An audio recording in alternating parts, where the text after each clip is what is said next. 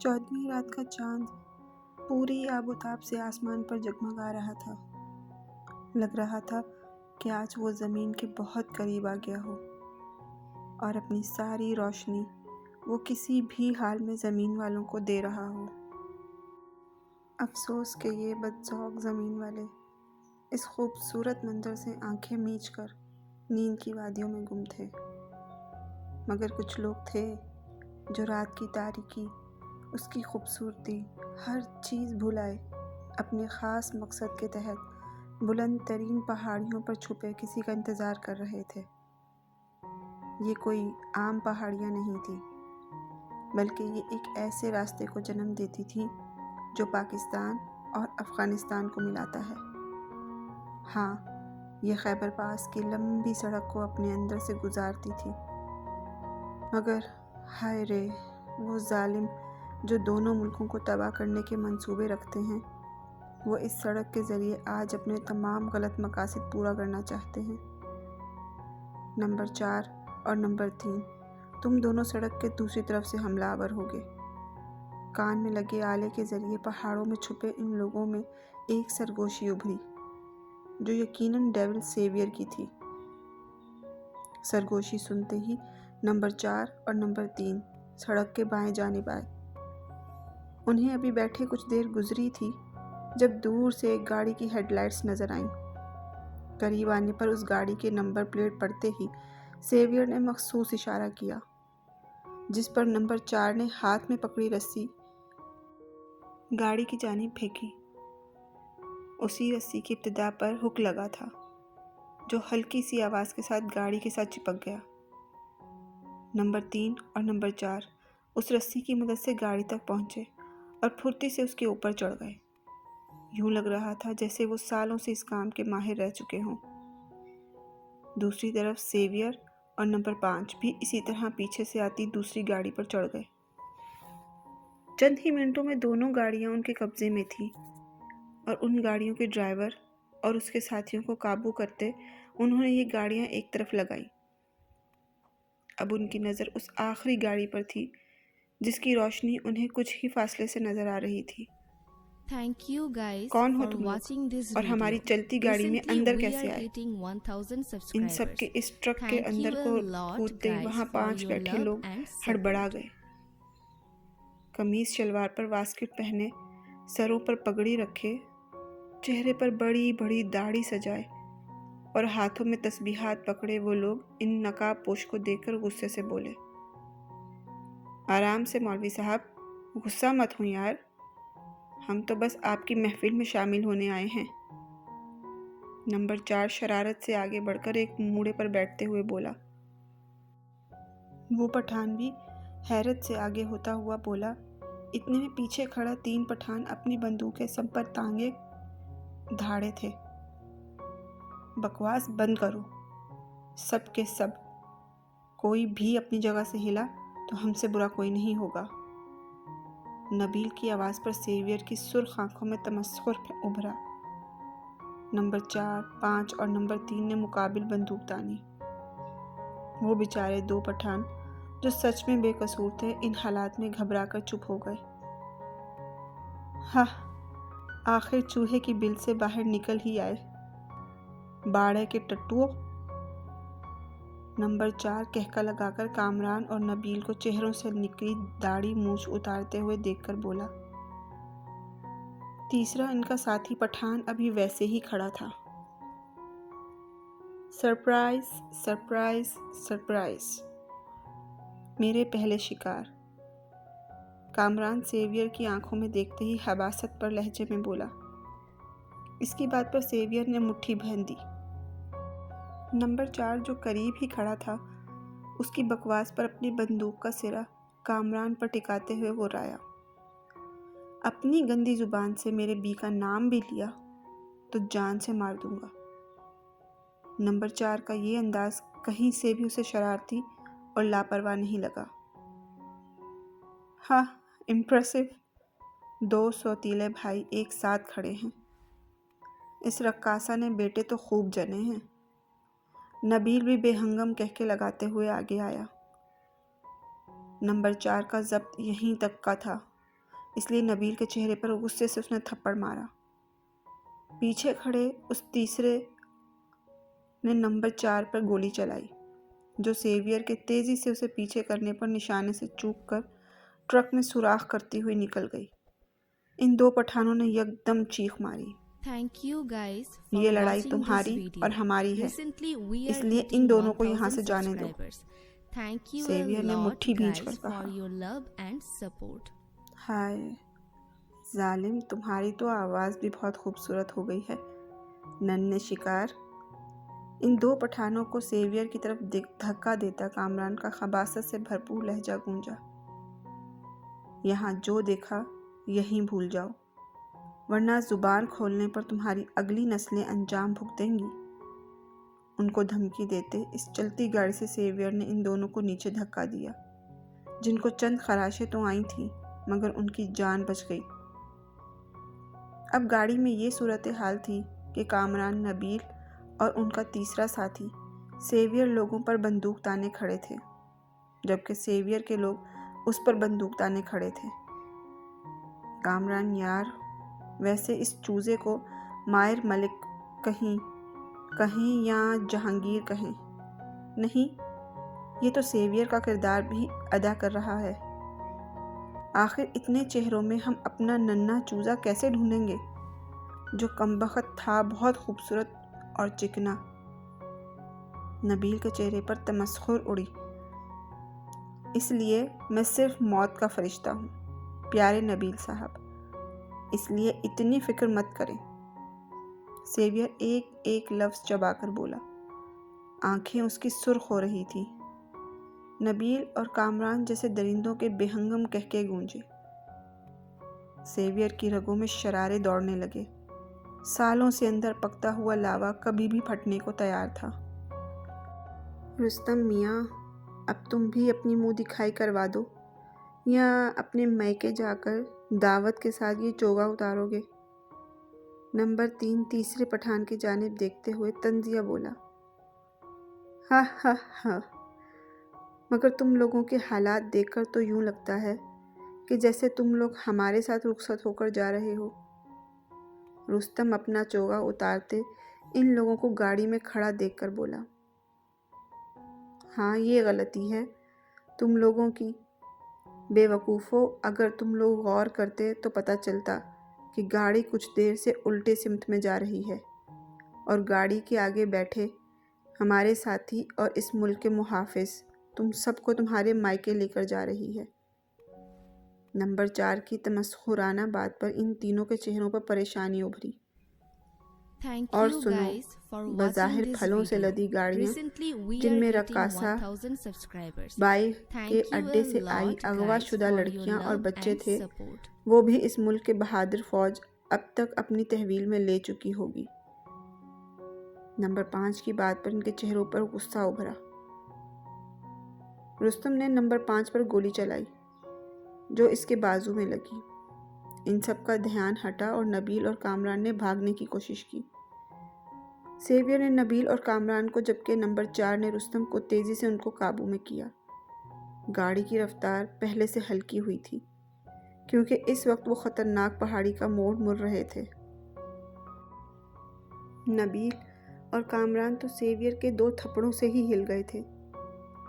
Severe نے ان کے چہروں پر کلوروفارم کے رومال رکھے، پھر ان کی گردن کو اپنے ہاتھ کے ساتھ رسی کی مدد سے باندھا تھا، اور ان کو گھسیٹتے ٹرک کے کھلے دروازے کی جانب بڑھتے ہوئے بولا، میجر زریم خان، فوج کا اور سیویئر کا ساتھ یہیں تک کا تھا، اب میں اپنا حساب خود چلتا کروں گا۔ سیویئر یہ کہتے ہی نمبر 4، جو نمبر 5 کی گولی لگنے بازو پر خون رکنے کی کوشش کر رہا تھا، اسے کچھ بھی سمجھنے کا موقع دیے بغیر گاڑی سے باہر اندھیری کھائی کی طرف نبیل اور کامران کو دھکیلا، پھر ان کے ساتھ کھنچتا ہوا خود بھی کود گیا۔ جہانگیر بھی! اس ایک چیخ کے ساتھ ہر طرف خاموشی چھا گئی۔ مورے، جہانگیر کہاں ہے؟ مجھے گھبراہٹ ہو رہی ہے مورے، پلیز اسے میرے سامنے لائیں، مجھے لگ رہا ہے جیسے وہ بہت تکلیف میں ہے، کوئی اسے مجھ سے دور لے کے جا رہا ہے۔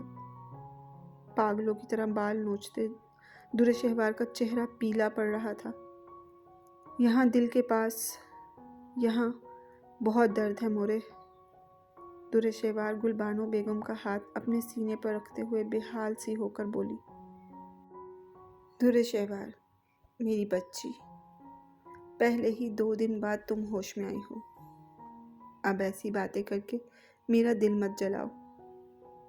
ویسے بھی اب تم اکیلی نہیں ہو، تمہارے ساتھ ایک جان بھی جوڑ دی گئی ہے۔ مورے نے در شہوار کے بالوں میں ہاتھ پھیرتے اسے پیار سے خود میں سمیٹا۔ کون سی جان مورے؟ در شہوار نے لرزتے لہجے میں پوچھا۔ تمہاری اور جہانگیر کی محبت کی نشانی میری جان۔ Thank you guys for watching Gulbano this بیگم کی video. بات پر در Shehvar Recently per we سبتا are طاری hitting ہوا۔ 1000 subscribers. چند لمحوں بعد Thank اس you کے a ہونٹوں سے lot چند guys الفاظ for نکلے۔ your love and support. Jahangir کہاں ہے مورے؟ کیا جہانگیر اس کے بارے میں جانتا ہے؟ اگر جانتے ہیں تو مجھ سے ملنے کیوں نہیں آئے؟ لہجے میں بے چینی ہی بے چینی تھی۔ نہیں، وہ اس رات ہاسپٹل میں تمہیں میرے حوالے کر کے خود نہ جانے کہاں گیا تھا کہ اب تک نہیں لوٹا، اور نہ ہی وہ اس بارے میں جانتا ہے۔ زارم بتا رہا تھا کہ لوگ کسی اہم کام میں مصروف ہیں، اس لیے یہاں نہیں ہے، مگر بہت جلد واپس آ جائے گا۔ گلبانو بیگم نے بیٹے کے سر پر بوسہ دیتے ہوئے بولا۔ نہیں، مجھے کیوں لگتا ہے کہ آپ سب مجھے بہلا رہے ہیں؟ وہ مجھے چھوڑ کر چلا گیا، اسے مجھ پر یقین نہیں تھا نا؟ در شہوار کسی بات پر یقین کرنے کو تیار ہی نہیں تھی، بس آنسوؤں کو تواتر آنکھوں سے نکلے چلے جا رہے تھے۔ درے، بدگمان مت ہو میری جان، بلکہ یہ تو خوشی کا موقع ہے، میرے اللہ نے اتنی بڑی خوشی دی ہے۔ اندام صاحب جو ادا جان کے ساتھ کمرے میں آئے، وہ بیٹی کے سر کو سہلاتے ہوئے بولے۔ بابا جان، مجھے صرف جہانگیر چاہیے، مجھے اور کچھ نہیں چاہیے، مجھے اس کے بغیر کوئی خوشی نہیں منانی۔ آپ پلیز اسے کہیں سے بھی میرے سامنے لے آئیں اسے، بابا پلیز۔ در شہوار کی حالت ایک ضدی بچے کی مانند ہو رہی تھی۔ اندام صاحب نے سرخ آنکھیں بھیجتے ہوئے اسے اپنے سینے سے لگایا۔ ادا جان جو پیچھے کھڑے تھے لڑکھڑا کر گرنے لگے۔ جب بے اختیار کمرے میں آتے زریم نے انہیں سہارا دیا۔ دھیان سے ادا جان۔ زریم کی آواز پر در شہوار نے جھٹ سے سر اٹھایا اور بے تابی سے بیڈ سے اٹھتے ہی اس کے پاس آتے ہوئے بولی۔ زریم، کہاں ہے جہانگیر؟ تم تو ہر حالت میں اس کے سائے کی طرح اس کے ساتھ ہوتے ہو، تو پھر آج یہاں کیا کر رہے ہو؟ تم اسے ساتھ کیوں نہیں لائے؟ 1 منٹ، کہیں جہانگیر مجھے سرپرائز دینے کے لیے پیچھے تو نہیں آ رہے؟ در شہوار نے کہتے ہی جلدی سے دروازے کی طرف قدم بڑھایا۔ اندام صاحب نے تڑپ کر بیٹی کو پکڑا۔ پاگل مت بنو در شہوار، صبر کرو، وہ جلد ہی لوٹ آئے گا۔ گلبانو بیگم بیٹی کو بہلانے کی کوشش کرتی، اس کی حالت پر پھوٹ پھوٹ کر روتی۔ ہم سوری بھابھی ماں، میں جہانگیر کی حفاظت نہیں کر سکا وہ مشن کے دوران، لیکن مجھے یقین ہے وہ زندہ ہے۔ میں بہت جلد انہیں ڈھونڈ کر آپ کے پاس لاؤں گا، یقین رکھیں۔ زریم کے نم لہجے میں سر جھکا کر ایسے کہا جیسے سب قصوروار وہی ہو، حالانکہ پچھلے 2 دن سے مارا جہانگیر کی تلاش میں پھر رہا تھا۔ زندہ ہونے کا یقین ہو یا نہ ہو، تمہارا کیا مطلب ہے زریم خان؟ مجھے لگ ہی رہا تھا تم سب مجھ سے ضرور کچھ نہ کچھ چھپا رہے ہو۔ بتاؤ مجھے کہاں ہیں وہ؟ در شہوار بے ربط سانسوں کے درمیان بولی۔ انہوں نے مشن کے دوران کھائی میں چھلانگ لگا دی تھی۔ زریم کے اس فکرے نے در شہوار پر قہر ڈھایا اور وہ بے ہوش ہوتے ہی پیچھے کی جانب گری کہ اندام صاحب نے بے ساختہ اسے پکڑا۔ اس کی حالت دیکھ کر زریم کو اس وقت در شہوار کو حقیقت بتانے کی غلطی کا احساس شدت سے ہوا، اس لیے لب بھیجے سرخ آنکھوں لیے کمرے سے نکل گیا۔ السلام علیکم کرنل سر۔ کمرے میں داخل ہوتے ہی زریم نے ہاتھ ماتھے کی تک سلوٹ کیا۔ وعلیکم السلام میجر زریم خان، ہمیں اطلاع ملی ہے کہ پچھلے 1 ہفتے سے آپ غائب ہیں، کیا ہم وجہ جان سکتے ہیں کہ ایسا کیوں ہے؟ کرنل کی کرسی پر بیٹھے اس شخص نے سختی سے استفسار کیا۔ کرنل سر، انجان بننے کی کوشش مت کریں، حالانکہ آپ جانتے ہیں کہ پچھلے 1 ہفتے سے پاگلوں کی طرح میں اپنے بھائی کی تلاش میں ہوں، کیونکہ اس وقت میری بھابھی ماں کو ان کی سخت ضرورت ہے، جو ان کی جدائی سے بستر پہ جا لگی ہیں۔ زریم تلخ لہجے سے کرنل کی کرسی پر بیٹھے عفان ملک کو دیکھ کر بولا، be in your limits major Zareem Khan, آپ اپنے سینئر سے اس طرح بات نہیں کر سکتے۔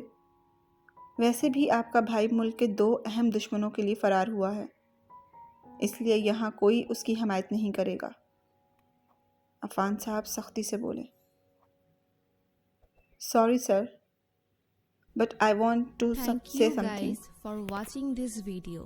جب تک Recently, میرا we بھائی are فوج کو hitting دشمن کے 1000 متعلق ہر subscribers. خبر Thank اور you ہر a طرح کا lot تعاون guys دیتا رہا، for your love and تب تک وہ support. ٹھیک تھا، مگر آج اگر وہ اپنا بدلہ لینے کے لیے اپنے دشمن کو لے کر سائڈ پر ہوا ہے تو صرف اس چھوٹی سی بات پر اس کا ذکر یہاں منع کر دیا گیا۔ واہ، ویری گڈ سر، لیکن شاید آپ ان کی ایک غلطی پر ان کی مدد نظر انداز نہیں کر سکتے، جو آج تک انہوں نے ہزاروں بچوں کو اسمگل ہونے سے روکنے میں کی، جو انہوں نے رستم اور رخسانہ بائی جیسے لوگوں کو پکڑنے میں کی۔ یہ انہی کی کاوشوں کا نتیجہ ہے کہ آپ لوگ رخسانہ بائی جیسی عورت پر قابو کیے ملک سے ایک بہت بڑے گند کو ہٹانے میں کامیاب رہے ہیں، مگر آج آپ اسے دودھ سے مکھی کی طرح نکال رہے ہیں۔ زریم دل کی بھڑاس نکالتے ہوئے ہانپتے ہوئے بولا، میجر زریم، مجھ سے فضول بحث کرنے کی ضرورت نہیں ہے۔ دس از یور لاسٹ وارننگ۔ اگر آئندہ آپ نے کبھی سینئر سے بدتمیزی کی یا پھر اپنی ذمہ داریوں پر سیویئر کو ترجیح دینے اور فرار کرنے کی کوشش کی تو اس فوج کے دروازے آپ کے لیے ہمیشہ ہمیشہ کے لیے بند کر دیے جائیں گے۔ Now please leave. عفان صاحب نے سختی سے کہتے ہوئے اسے باہر کا راستہ دکھایا۔ زریم زخمی نظروں سے انہیں دیکھتے ہوئے باہر کی جانب بڑھ گیا۔ زریم کے جاتے ہی انہوں نے ایک تصویر دراز سے نکالی اور اس پر ہاتھ پھیرتے ہوئے بڑبڑائے، جہانگیر، میرے بچے، آج سے کئی سال پہلے جب اپنے دوست کی وفات کے بعد تمہیں اپنی گارڈین شپ میں لے کر میں اپنے ساتھ لایا تھا، تب سے میرا خدا گواہ ہے کہ تب سے میں نے تمہیں اپنی سگی اولاد کی طرح چاہا تھا۔ میری اپنی تو کوئی اولاد نہیں تھی، مگر تم دونوں بھائیوں کے وجود نے مجھے کبھی اس کی کمی محسوس ہونے بھی نہیں دی۔ مگر معاف کرنا، آج مجھے تمہارے خلاف بہت سے سخت الفاظ کہنے پڑے۔ کیوں میں تمہارے جانے کے بعد زریم کو تباہ ہوتے نہیں دیکھ سکتا تھا؟ وہ تمہاری پرچھائی ہی تو ہے جہانگیر، جو ابھی بھی سیاسی میدان میں دنیا کے سامنے تمہارا روپ لیے تمہیں زندہ رکھے ہوئے ہیں، جس نے ابھی تک دنیا کو تو کیا، میڈیا تک کو بھی تمہاری غیر موجودگی کی خبر بھی نہیں ہونے دی، رمیز کے ساتھ مل کر تمہارے ہر Thank کام you کو جاری guys رکھے for ہوئے ہیں۔ watching this video. میں Recently, تمہاری we یہ are پرچھائی hitting کسی قیمت 1000 پر نہیں کھو سکتا subscribers. Jahangir. Thank you a lot guys for please your love تم and لوٹنے میں support. اتنی دیر مت کرنا کہ ہم اپنی آخری امید کھو دیں۔ عفان صاحب کی بڑی آنکھوں میں آنسو چمک رہے تھے۔ بھابھی ماں، دیکھیں تو آپ سے ملنے کون آیا ہے؟ زریم نے در شہوار کے کمرے کا دروازہ کھٹکھٹاتے ہوئے کہا۔ کیا جہانگیر آ گئے؟ در شہوار، جس کو گلبانو بیگم زبردستی سوپ پلا رہی تھی، وہ خوشی سے دوہری ہوتی ہوئی دروازے کی جانب لپکی۔ زریم نے گہری سانس کھینچتے ہوئے نفی میں سر ہلاتے ہوئے کہا، نہیں بھابھی ماں، میں تو رمشا اور مہک کو آپ کے پاس لایا تھا۔ زریم نے دروازے کے فریم سے ہٹتے ہوئے ان دونوں لڑکیوں کو اندر جانے کا راستہ دیا۔ تم آج پھر خالی ہاتھ کیوں لوٹ آئے زریم؟ در شہوار نم آنکھوں سے پیچھے ہٹتے ہوئے بولی، جو بغیر کچھ کہے لب بھینچے واپس مڑا۔ سیڑھیاں اترتے وہ بے دہانی میں در خانی سے ٹکرایا۔ سوری، وہ میں جان بوجھ کر نہیں ٹکرائی۔ در خانی ہکلاتے ہوئے پیچھے ہوتے ہوئے بولی، اٹس اوکے۔ زریم نے سپاٹ چہرے کے ساتھ وہاں سے گزرنا چاہا جب پھر در خانی کی آواز آئی تھی، سنیں، آپ صبح بھی کھانا کھا کر نہیں گئے تھے اور اب شام کے 5 بج رہے ہیں اور یقیناً ابھی بھی کچھ نہیں کھایا ہوگا۔ اگر آپ کہیں تو ہم کھانا نکال دیں؟ در خانی نے جھنجک کر پوچھا۔ زریم اس کے اتنے وثوق سے درست اندازہ لگانے پر ٹھٹکا۔ در خانی خود کو تکتی زریم کی سرخ آنکھوں کو دیکھتے جیسے ہی وضاحت کرتے ہوئے بولی، میں تو بس اس لیے کہہ رہی تھی کہ اگر ہم خود بیمار پڑ جائیں گے تو در شہوار کا خیال کون رکھے گا، اور پھر جب جہانگیر لالا آئیں گے تو وہ یقیناً در شہوار کی بری حالت دیکھ کر ہم سے غصہ ہوں گے۔ در خانی کی بات پر زریم کے چہرے کے تاثرات ڈھیلے پڑے، پھر بغیر کچھ کہے در خانی کے پیچھے چل دیا۔ کچن میں پہلے سے کام کرتی وردہ نے زریم کو دیکھتے در خانی کی مدد سے کھانا ٹیبل پر چن دیا، جو زریم خاموشی سے بغیر کچھ کہے کھانے لگا۔ کھانا کھانے کے بعد زریم برتن اٹھاتی در خانی کے سرخ و سفید ہاتھوں کو بے دہانی میں دیکھتے ہوئے مخاطب ہوا، Thank you guys for watching جب this سب video. لوگ یقین کر چکے Recently ہیں we are hitting کہ میرا بھائی 1000 کبھی نہیں آئے subscribers. God, Thank you a us lot وقت میں guys جس for یقین your کے love ساتھ آپ and نے مجھ سے support. کہا کہ میرا بھائی واپس آئے گا، اس سے ثابت ہوتا ہے کہ آپ بہت اچھی انسان ہو، اور اللہ اپنے اچھے بندوں کی دعا کبھی رد نہیں کرتا۔ آپ پلیز دعا کرنا اللہ میرے بھائی کو اپنے حفظ و امان میں رکھے اور بہت جلد انہیں واپس بھیج دے۔ زریم یہ کہتے ہی اٹھ گیا۔ در خانی نے نم آنکھوں سے اسے دور جاتے ہوئے دیکھا۔ پچھلے 1.5 ماہ میں سب بدل گیا تھا۔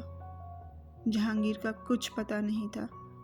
در شہوار دن بدن کمزور ہوتی چلی جا رہی تھی۔ حویلی کے سارے لوگ واپس جا چکے تھے، سوائے در شہوار کی فیملی اور ادا جان کے، جو مسلسل اس کے ساتھ اس موقع پر اس کے قریب تھے۔ زرنش کا حسد ہر چیز کو تباہ و برباد کر چکا تھا۔